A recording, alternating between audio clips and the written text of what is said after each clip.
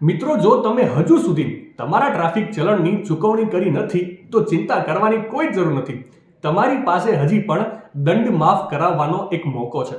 વાસ્તવમાં 13 ડિસેમ્બરે ફરી એકવાર રાષ્ટ્રીય લોક અદાલતનું આયોજન કરવામાં આવી રહ્યું છે, જેમાં તમને પેન્ડિંગ ચલણોનો ઝડપથી, ખૂબ જ ઓછી ફી અથવા દંડ માફી સાથે નિકાલ કરવાની તક મળી શકે છે.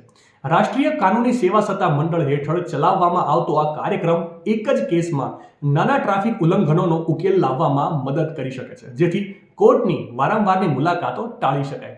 લોક અદાલતનો હેતુ કોર્ટમાં કામનો બેકલોગ ઘટાડવાનો અને લાંબી કાનૂની કાર્યવાહી વિના જૂની ચલણ ફાઇલોને સાફ કરવાનો છે.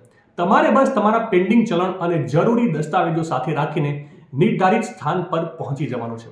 જે રાજ્યોમાં આ પ્રક્રિયા થવાની સંભાવના છે તેમાં દિલ્હી, હરિયાણા, પંજાબ, મહારાષ્ટ્ર, ઉત્તર પ્રદેશ, ગુજરાત, તમિલનાડુ, તેલંગાણા, કર્ણાટક, રાજસ્થાન અને પશ્ચિમ બંગાળનો સમાવેશ થાય છે.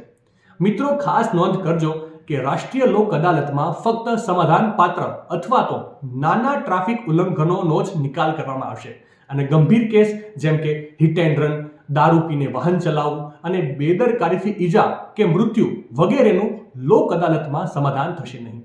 માહિતી સારી લાગી હોય તો રીલને વધારે શેર કરજો અને આવી જ અવનવી માહિતી માટે સંદેશ ડિજિટલ સાથે જોડાયેલા રહેજો.